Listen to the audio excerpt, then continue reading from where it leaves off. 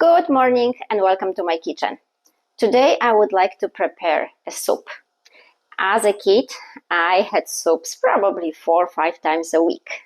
I can say I grew up on soups. They were very popular in Poland. And we do have quite many kinds. But today it will be a different kind of soup. Sometimes I have a craving for something else, different kinds of flavors. And I love exploring and going to different places like Thai food and Spanish food, Mexican, Indian.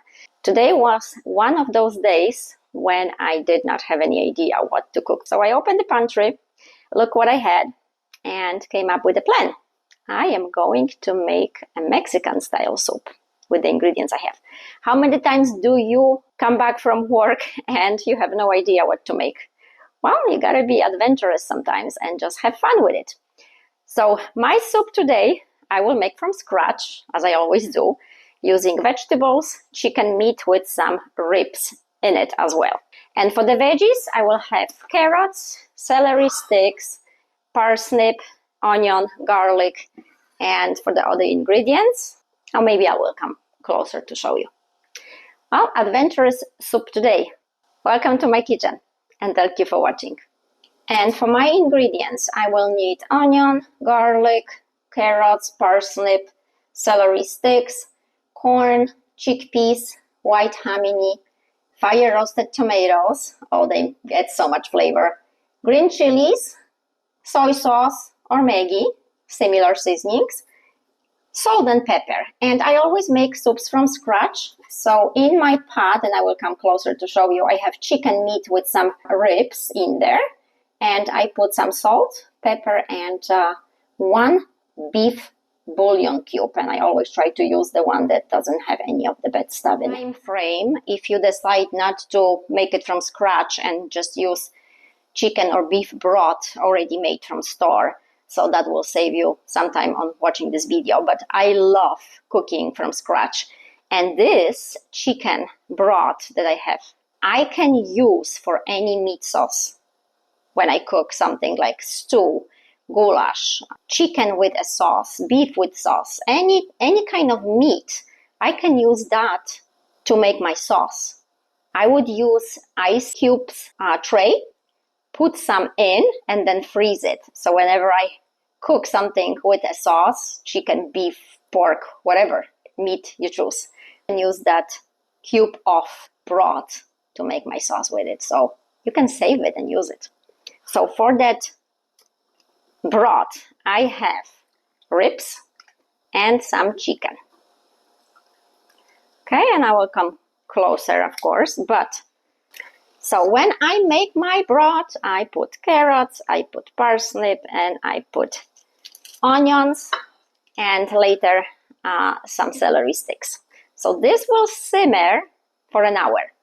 I can go and do whatever I want for that hour. The slower it cooks, the more flavor it develops. And that's what counts. I will see you in an hour for the next steps. So this is the meat, the veggies, onion, 2 cloves of garlic, 2 teaspoons of salt, and this will simmer, like I said, for an hour. It has almost been an hour, so now I can prepare my other veggies, like the celery sticks and carrots.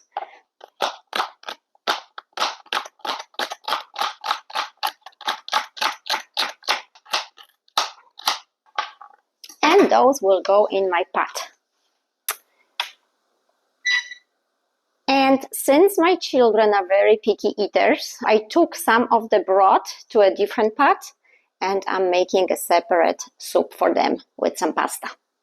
I let the carrots with the celery stick cook for 10 minutes, and now I can put the other vegetables. So fire roasted tomatoes, white hominy, I will need the whole can. I actually like the taste of them.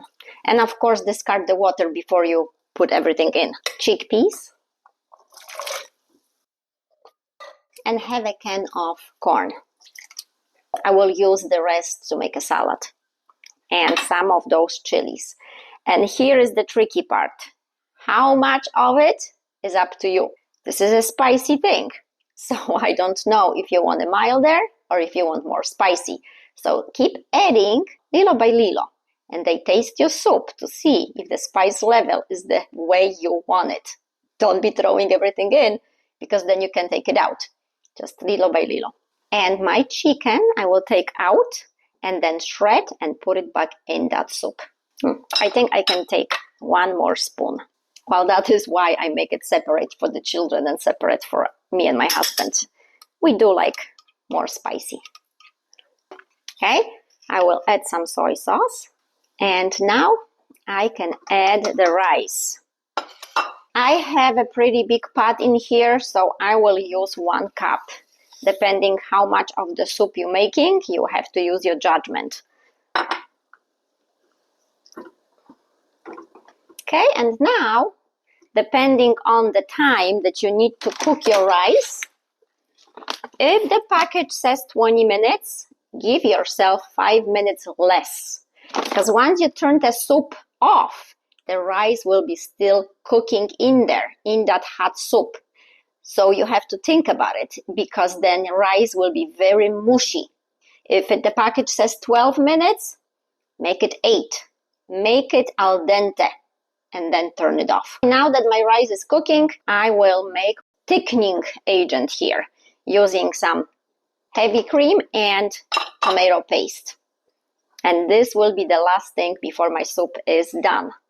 Well, of course, taste again, salt, pepper. If you like to put a little bit of lime in there for the lemony flavor, you can do it as well. My rice is almost ready. All the veggies. This is before I make it thick.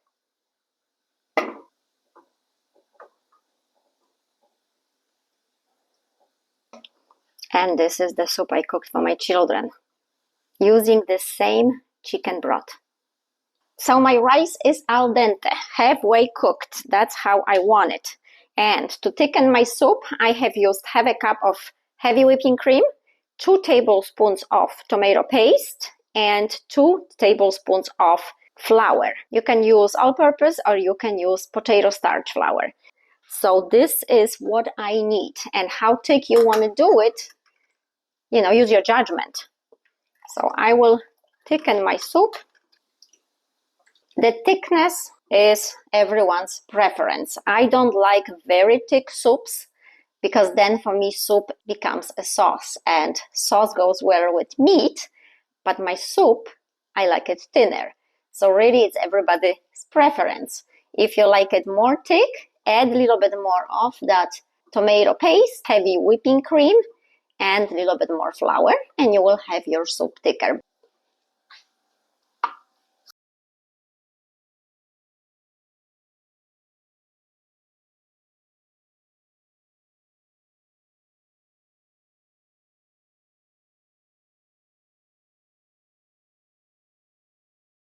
Hi again.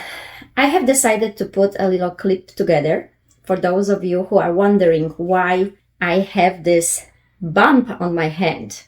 And when I move my hand, it becomes bigger or smaller, it moves around. This is a ruptured muscle, and I know it's very visible. I have it because I was in a car accident about 5.5 years ago, and I do not remember the accident. I woke up in a hospital a couple days later, and slowly things were coming together. I am very thankful I do not remember it, because I might be afraid of driving, and I feel comfortable driving a car right now.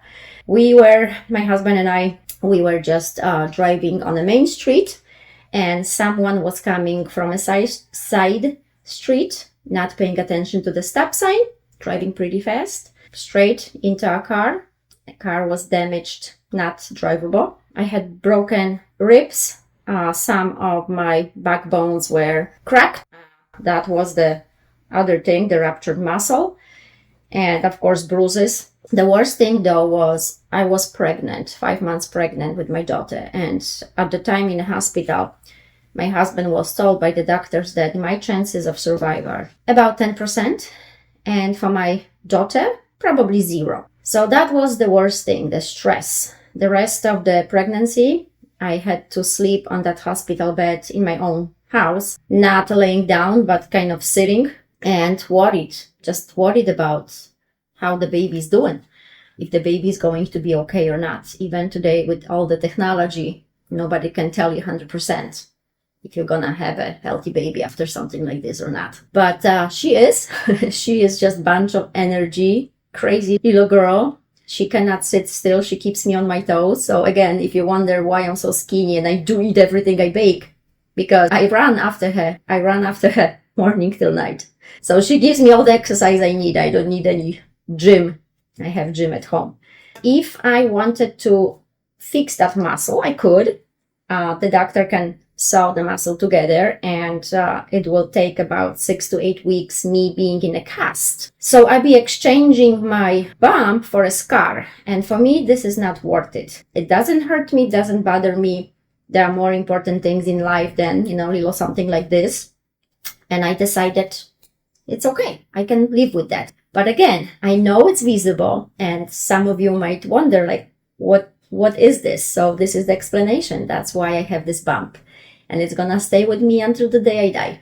I'm happy I'm alive right now because, like I said, 10% chances of survival, and for my baby, 0. I'm thankful I'm alive. I'm pretty healthy. I love the baking. I love the cooking. And I have 2 healthy children. So there's lots to be thankful for. Just wanted to let you know why, and wish you a great day, great weekend, and happy baking. Thank you.